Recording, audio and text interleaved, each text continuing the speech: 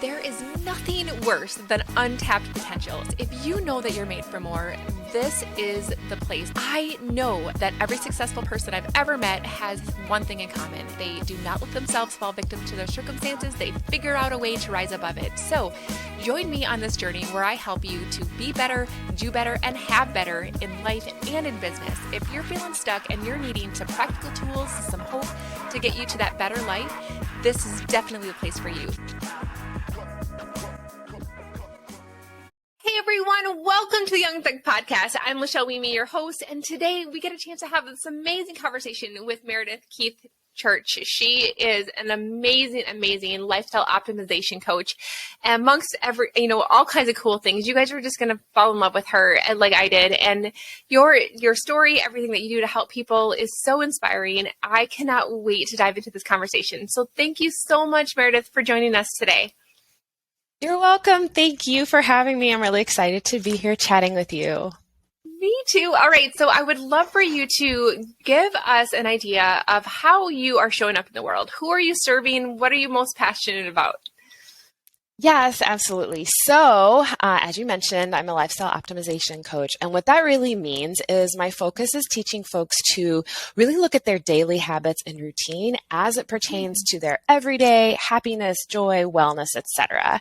So I think a lot of times when people think about their daily life, they focus on one or two areas. Like, am I happy doing the work I'm doing or with my family or something really focused? But what I have found is that people really are their happiest and I guess really following their soul's passion and their journey when they feel like they have all areas dialed in to be what they want to be and what feels good. So Yes. I work with people, primarily women, to focus on what are the areas that you really want to pay attention to that maybe you have pushed to the side. So, a lot of times people think of, well, am I moving my body? Yes, that's absolutely important, right? And so is like our eating and that sort of thing. But what about our technology use, our relationship with technology? Do we feel good about it? Does it feel kind of overwhelming? Is there a balance there? We don't have to throw things out entirely, right? So similarly with relationships and, family situations, whether we live with other folks or even if we're on our own, what about our work relationships, our friendships, and just the daily sorts of things that we're exposing ourselves to? Is that really helping us work towards our soul's purpose and what we're here to do? Or could there be something that we could optimize on that? So that's really what that's about. It's like a whole picture of our lifestyle and all the details. Love that. And the word that keeps coming to mind when I hear you talk is harmony. Right? Like yes. all of the things that we have going on in our lives, every little piece of it is in harmony with one another. And when we do that, I believe myself that we get into flow. That's in our flow state, right? When everything is kind of clicking and everything is in stride with one another. And when we can have things in life that are kind of off balance and inharmonious with everything else, it can really throw off that flow, right? Yes. And so I love what you're doing and how you're trying to help people really optimize their life and get that harmony in everything so that you can really truly show up and accomplish your life's fullest potential, right? Yes, exactly. And it's just amazing, I think, in terms of our energy levels, when we're doing the things that we love, and you know this, right? Like we light up, that energy extends to everybody and then it's catching, right? So then they're excited and it just really like continues to flow throughout, ripples throughout our community, right? So it's not a small thing. I think people think, oh, it's a luxury to have a life that we love, right? But it's not. Life wasn't meant to be hard. It doesn't have to be. And we really improve everyone's lives around us when we are in that flow, like you said. Oh my gosh, absolutely. And I got to just ask you, what led you down this path specifically? How is it that you came to this passion? Yes, great question. So it's really a combination of my own experiences as well as some interactions with close family members' experiences and being able to view that. So from my own perspective, I can share that, I would say I started out in life sort of following those prescribed paths. So, for many of us, obviously we all come from different cultures and backgrounds, but we get the messages from the folks around us, right? About how we're supposed to spend our time and the kinds of people that we should be around and all of that. So, I went through the conventional school system and then entered, college university time period, went on to get a job, working for a big company and, doing sort of the things I was supposed to do, checking the boxes. Ended up in a relationship, got married and kids, that whole thing, right? And so sort of like on paper, doing all the stuff I was supposed to do. Right. So when I started to look at, the fact that there were some issues, I was pretty stressed out. I was very tired. I didn't have a lot of energy. It felt like a lot of effort to get through my days. I was sometimes short with my kids or with my husband, that kind of thing. Yeah. And I think that it's common for us to get together with other people and kind of complain about things, but not ever think, does it have to be this way? Could it be something different? So for my own personal journey, I started to embark upon that with the first look at simplifying things. And I got really involved in the minimalism movement, which is much more well known now than it was then. Yeah. And that's kind of where I started was, does everything have to be this difficult, this complicated, this overwhelming? And if not, if the answer to that is no, then what are my other options? And I started to just start one area at a time. So with things, for example, the stuff that I had, right? That's kind of an easy area because it's like outside of us, right? It's something that like maybe we own or we have in our presence, but it's not us. And once I started to clear the things that didn't make me happy, and honestly, there were instances where it was really stressing me out to have that much stuff because I couldn't find something that I was looking for, or, just keeping it all clean and managed and straightened and out of the way. So I started with that and the concept of like, what else beyond this could be easier?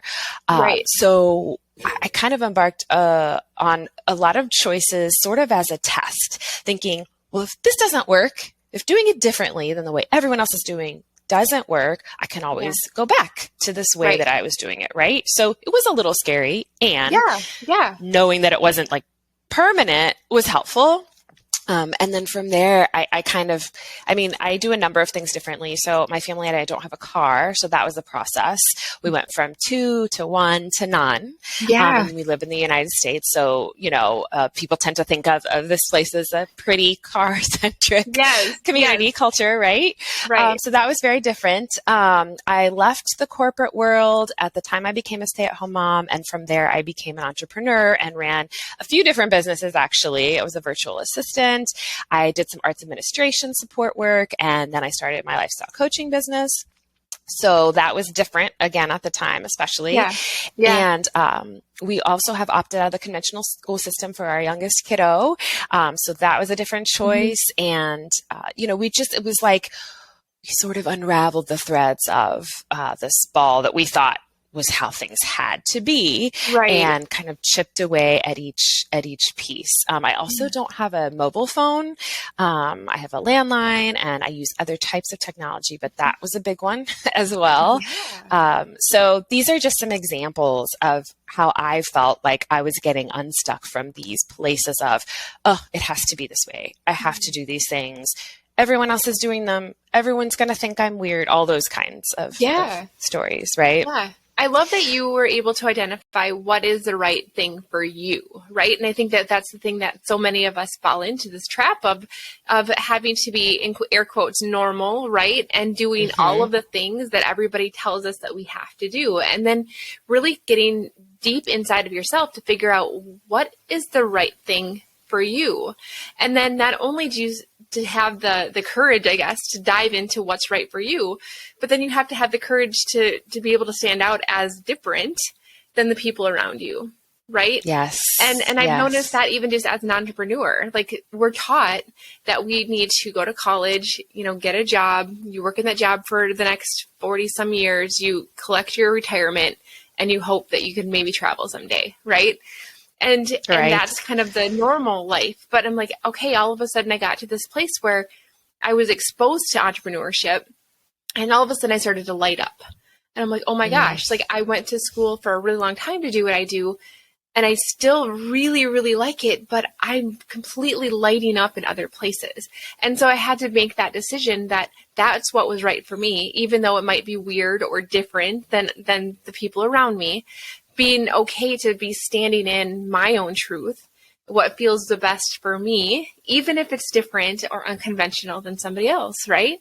Yes. Yes. And I love that you use that terminology, lighting up, because it really is that, right? We can like things, or things can just be okay. Like you said, you enjoyed what you were doing. Yeah. And there's that difference, right? Of that spark that only comes from the things that really connect with what we're meant to be doing. Yeah. And I think that's one of the things that's really fascinating is that recently I'm on the executive board of my church, for example, and we had a leadership meeting, and our pastor was like, hey, you guys, I would love for everybody to take Myers-Briggs. I had never taken it, even though I'm like a personal development junkie. I've never taken it. So I did. What was so fascinating about that was that the things that I learned about myself in the Myers-Briggs was completely in alignment with who I am right now as an entrepreneur, and didn't line up at all with my career in medicine. Wow. And it was just like, it was almost like it was in me all along, but I'm finally allowing myself to get into that place where I needed to decide what was right for me. And I thought it was really, really eye-opening, honestly. Yeah, that's so interesting because, there are those, all those different tests and things that kind of tell us things about ourselves. And like you say, like, we already have that, right? Like, we already really know. Yeah. It's just that I think that when we are listening to those external voices, whether they be, family, friends, neighbors, our culture, etc., sometimes if those don't align with who we really are, we just forget, right? Like, we forget who we are, or we're not really hearing that internal voice because it's been layered over. It's still there though. So that's one thing that I really try to help people find again, because we all have it. It's there, right? We just sometimes need help uncovering it. Absolutely. And I'm curious with your own experience, I love how you said you're very unconventional when it comes to many families in the United States, choosing not to have a car, choosing not to have a cell phone, choosing not to, like you said, partake in conventional education for your child. Tell me where that journey kind of took you, in the sense of, was it an easy decision to make, or were those things kind of like unpeel that process for me a little bit? Yes. So with the first thing, it was definitely harder. It took longer, I would say. I was more reluctant to just jump in and try these things. So as I mentioned, we started sort of with the things, and it took months, multiple months. And we used to get these bags, these mailings of bags from charitable organizations that said, fill this bag with some household items that you'd like to donate. So we started with a bag, and then it said, if you have extra items, include other bags. And they would send us these maybe every other month. Well, as we went, I filled more bags and more bags. And I remember at one point in time it said, put it on your stoop. We had our stoop, the sidewalk out of our stoop, and the top half of our driveway filled. And I thought, our neighbors must think, what is going on with that house? But it was a very slow process. At first I thought, oh yes, I can get rid of a bag's worth. That's no problem. As I did it, it felt better and better. And it was just this, it was like a snowball effect where I thought, I can do more. There are more things here that I don't need, that someone else could benefit from, that aren't for me, right? And so with each separate choice we made, it was the same story. When we made the choice to eventually go car-free, it was a process. We started going down to one. And then it was, will we just ride bikes as the other option? Will we walk? I don't know. I'm nervous about riding a bicycle next to cars. I hadn't ridden a bicycle in decades. So it was like, I need to relearn some things. Do we need to figure out the bus? I don't know. I've never, so all of these things, right? And with each thing we tried that we lived through, right? And like, oh, this seems really scary, but we did it. And hey, we're still here to tell the tale. And by the way, this feels better. So, then we moved to not having a car. And what actually kind of pushed me through that decision was that locally we had a car share program that had just moved into town.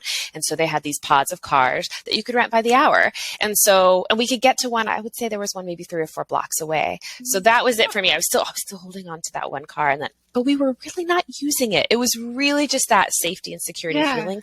We were paying for a monthly parking garage because we had moved to a more, population dense area so that we could be closer to things, right? To support this lifestyle. Yeah.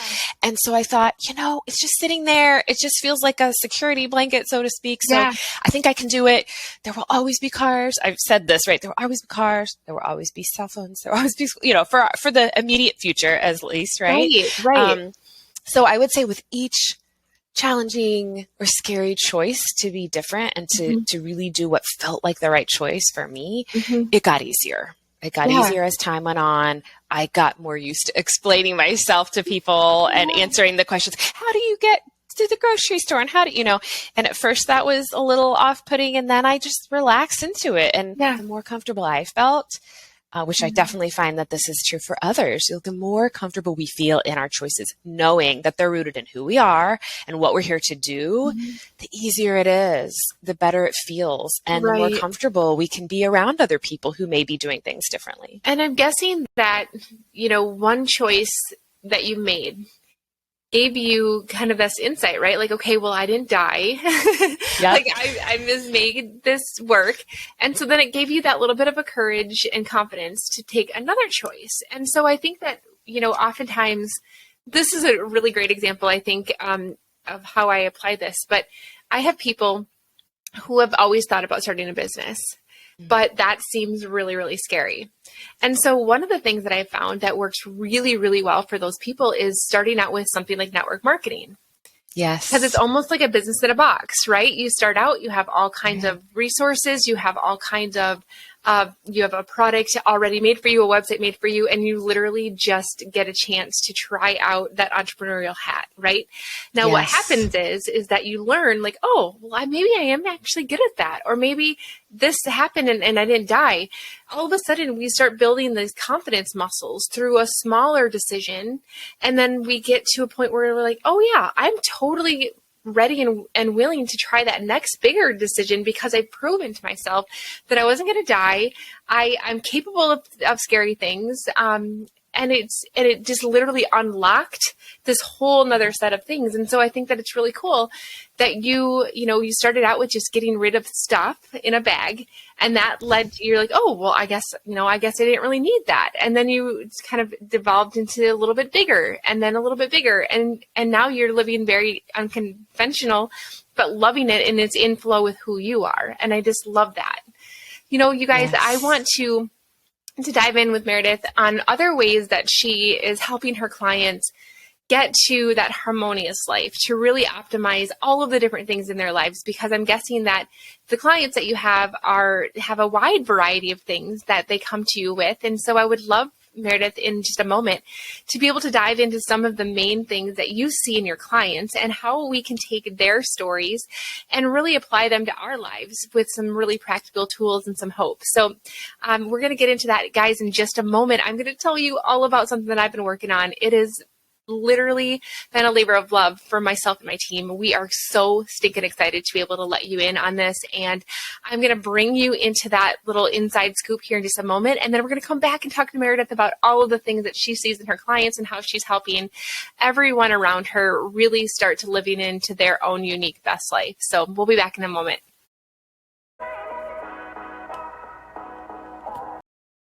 Hey, Lachelle here, and I just got to ask you, do you ever listen to podcasts or special training from gurus who are telling you exactly what to do, but you still have questions? Wouldn't it be amazing if you actually could ask questions to the people who are presenting to give you your personalized answer to how you can get into action and apply it to your unique situation?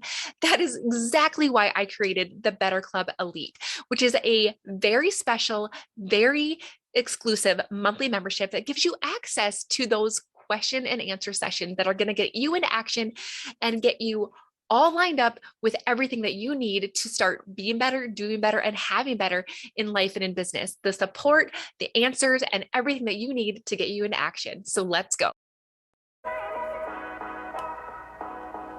All right, Meredith, I am so excited to continue this conversation. So tell me, what is it that many of your clients come to you in search of? Why don't we start there?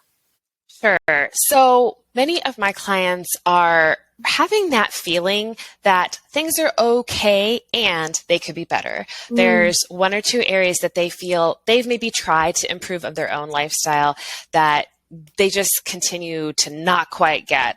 And it's really hard to make changes on our own. I feel like part of our culture here that I've grown up in the US has been sort of that independent, do it on your own. You know, it's best to kind of be going it solo. And I think that with changes, especially in your lifestyle where you may have been used to something else, we really need support. We need some sort of community, folks around us, people we can talk to, people who are going to support and that can relate to us. So I serve as that for a lot of my clients for whatever reason. Maybe they feel like they're doing something different than their family or their coworkers or their friends, and they really want that support from somebody who understands and from someone who's been there.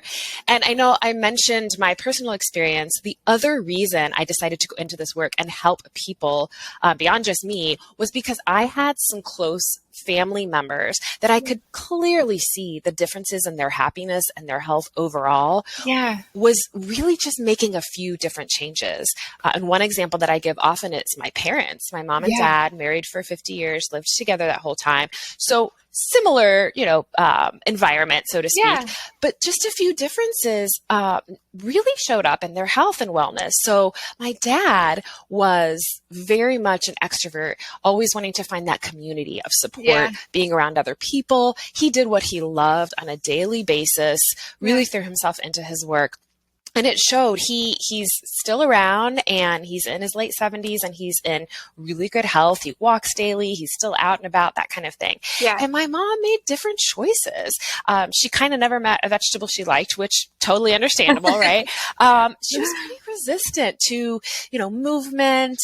She struggled with some different, pain areas and things like that. And she was very resistant to getting help and kind of was more isolated. And she continued to struggle with those health issues for the duration of her life. And so I grew up seeing this difference and noticing, okay, this is just one example, but gee, is it a coincidence? Like, I think maybe not. And as I grew and as I got into the world and had other relationships and saw other people, that is a pattern I saw, that people could be living very similar lives, except for just a few lifestyle tweaks. And it made all the difference in their health and overall daily happiness. And so I really took that knowledge and the experience that I saw with folks close and near and dear to me, and I share that with people. And since I've had so many years doing this, I've tried things. I've worked with other people who've tried things. There are a number of things we can try, right? And helping clients really to realize just what I said in the beginning, which is that nothing's set in stone, right? There's no one right answer for anyone. So if someone's having sleep issues, let's say, there are a number of ways to look at that. We don't just have to do the thing they read the article about or whatever the most people are talking about in their office. Like, well, they all do this, that might not work for them. It's all about personalization and, trying not to follow the crowd for so long that you don't realize it's not actually working, right? There's nothing wrong with getting ideas from other people. But a lot of times when people come to me, they've been following these like ways of moving or ways of being or ways of eating because that's just what everybody else was doing, or that was the most common way they knew to do it, right? So I'm able to really help them pull out of that piece, talk about what really feels good to them. And the more they can listen to that internal voice and really make decisions from there, the more results they see. Absolutely. And I think that, one of the things that I've become really passionate about is something I call the and life. So I always thought that I had to either choose a fulfilling career or be a present, engaged mom and wife, right? Or I had to either, really bust it and work really, really hard in my business, or, just kind of have this life of calmness and, reserve. And I found that when you can discover that the and life is possible, you can have a fulfilling, challenging, amazing career and be a really great mom and wife. And you can do, be really ambitious and do all the things and find time for vacation and downtime and that harmony and balance. And so when I think that we can recognize that the and life is possible, yes, you don't have to always choose between all of the things. We can actually have it all. If we learn to tweak these little things here and there and start to get into that harmonious space, that flow state, right? Yes. So what would you say would be your best advice, I guess, for somebody right now who's, listening to this and they can relate to this? They're like, I really do. I feel like I don't have harmony. I don't have all of these things in my life that are optimized. I feel like I've had to trade this for this, but really small little choices can make all of it fit, right? That's what you're here about. That's what you're trying to say. Absolutely. So what would you say to somebody who's listening to this and they're like, I get that. I don't even know where to start. What would you say? And that's a big thing that actually people do come to me and say, right? Yeah. So of course, there are a number of areas that we can look at, but what I like to start with is what people are thinking of. I'd like to do this, but I could never do that. It's those pieces usually where people are thinking, I really want this to happen, but it can never happen. It's the things we think we can't do that will generally make us happiest, will bring us the most joy when we actually figure out how to do those things. So rather than trying to change everything, or again, like, oh, well, I should probably feel good about this because everybody else says that's, what is that thing that it's still in the back of your mind? Like, oh, I'd really like to do this, but I can't, so you keep it back there. Start with that. And definitely start with just the one, because there might be multiple, right? But start with that and pretend that there aren't those obstacles, whatever you're putting in the way of. I could never do that because blank. Put that aside and start with that one thing, because I think that that's going to make the biggest impact when we work on the things that we really, really want, that aren't just nice to have, but that I've always wanted this, but I could never. Let's look at that one first. Can you give me an example? Give me an example of something that people come to you and they're like, I just feel like I could never blank. Yes. What would that be? So some of the things that I hear most often are often related to the things I talk about that are so different. So for example, the technology piece, and it'll just come across maybe in like a meeting scheduling or something like that. And someone will say, oh, well, give us your cell phone. Oh, I don't have a cell phone. What? And so we start opening that conversation, and someone will say, oh, I wish I could either, maybe not have one entirely, but I wish I could use my phone less, but I could never do that because so-and-so is depending on me, or I think my job would be upset. These reasons, right? That comes across a lot. And so I talk to folks about, okay, well, you don't have to get rid of your phone, but if you're feeling really strongly like, oh, I wish I could use my phone less, or I wish I could use technology less, whatever, what could we explore that's a tiny bit different than what you're doing now, right? It doesn't have to completely throw that out the window. But what feels good about that? What was it about what I just said that made you go, I wish I could do that, right? Yes. Oh my gosh. And I mean, the car thing is another one, right? It's like, maybe they don't want to not have a car, but I wish I could. Oh, you walked here? I wish I could do that. It's a really nice day. Or you rode your bike? Oh, I'd love to ride a bike, but I could never, that kind of thing, right? So those are the things that people often come to me with, like, I know you said you do this, but how did that work? Travel's another one. I have traveled extensively, and I've set up a lot of things to be location independent, and people will say, oh, I'd really like to do that. How do you do that? I feel like it's not possible. Like, help me do that, or do some version of that. Right. So those are some of the examples that folks have come with that, I'm not trying to make people be like me, but those ideas, I think, spark some thoughts and interest of other people, that they realize, oh, there's this piece of my life that I'm just not happy with. And now that you say that, I wish I could do some version of that. Help me do that. Yes. Oh, I love that. This has been, Meredith, this has been such a great conversation, because I think that what it's doing is it's giving us permission to think differently, right? It's giving us permission to decide what we want our life to look like. So just because I'm an entrepreneur doesn't mean that I have to be tied to my phone all the time, right? Like, these are the kind of things that we can, this and life, this harmony is possible. And all we need to do is just figure out, what is it that we would really love to see? and then just being open to the possibility of it happening if we put some attention there. I just love that. So is there anything else that we haven't had a chance to dive into that you really, really want to add to our conversation? The one thing that does occur to me that a lot of folks come to me with is, how do I hear that voice? But what if I don't know? What if I don't know what I want? Because I've been listening to other things for so long, right? So my biggest, I guess I would say, suggestion for that, if folks are listening and thinking that very thing, is what's worked for the folks that I work with is separating themselves from those external influences for any period of time. It could be a few hours. It could be a whole day. It could be a whole 2 or 3 days. And I get a lot of folks saying, oh, but I can't do that, right? I can't take a break from wherever. I can't leave my house, my kids, my partner, my job, all of that.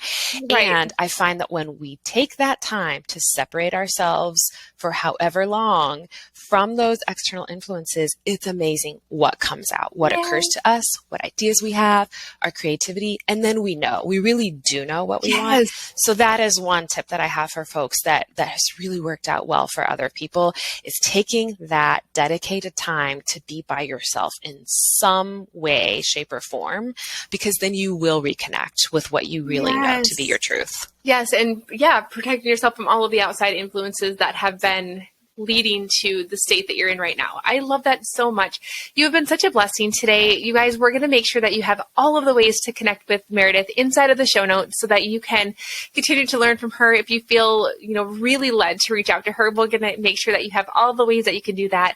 Meredith, I always ask my guests to be able to give our audience a question that they can think about or ponder between now and the next time we meet, just so that they can get themselves into action. So what would you like them to think about that is going to move the needle for them?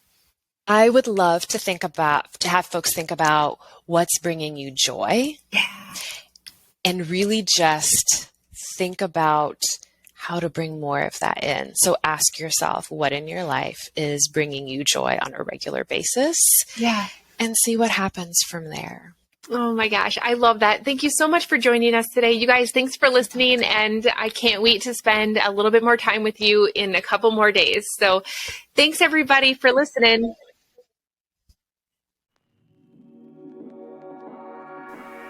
Thank you so much for listening to the Unstuck Podcast. I'm so grateful to be on this journey with you. And don't forget to check out the show notes if you want to get into my private club, the Better Club, to be able to learn better ways to be better, do better, and have better. So until next time, keep showing up. Let's get unstuck together. Have a great day.